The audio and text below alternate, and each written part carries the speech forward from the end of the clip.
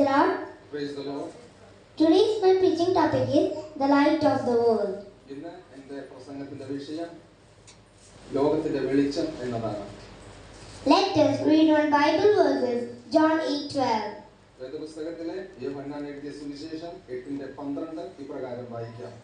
I am the light of the world. Whoever follows me will never walk in darkness, but will have the light of life. കർത്താവായ യേശു യോഹന്നാന്റെ സുവിശേഷം 8:12 ഇപ്രകാരം പറഞ്ഞു, ഞാൻ ലോകത്തിന്റെ വെളിച്ചമാണ്, എന്നെ അനുഗമിക്കുന്നവൻ ഇരുളിൽ നടക്കാതെ വെളിച്ചത്തിൽ നടക്കും.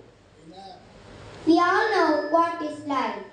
നമുക്ക് എല്ലാവർക്കും അറിയാം എന്താണ് പ്രകാശം, ലൈറ്റ് എന്നത്.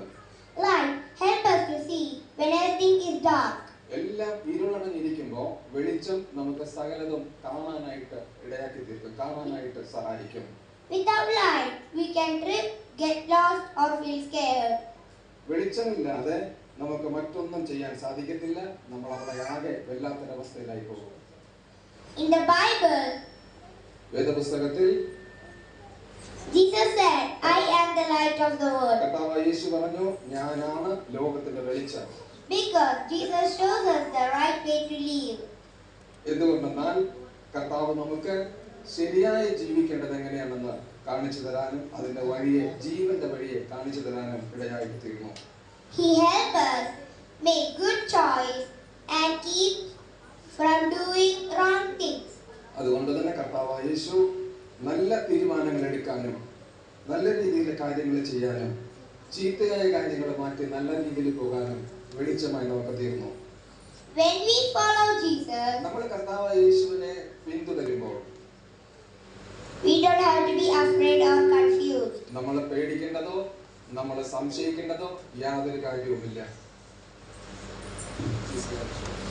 His light shows us the best path, just like a flashlight. Help us to see in the dark. ഇരുളിൽ നമ്മൾ നടക്കുന്ന സമയം ഒന്നും പേടിക്കേണ്ട കാര്യമില്ല. ഒരു ഫ്ലാഷ് ലൈറ്റ് അടിക്കുന്നത് പോലെ കർത്താവ് സകല കാര്യങ്ങളും നമുക്ക് കണ്ണിനെ ദൃശ്യമാക്കി തരും. We need to follow Jesus by learning about him. നമ്മൾ കർത്താവ് യേശുവിനെ പിന്തുടരണം.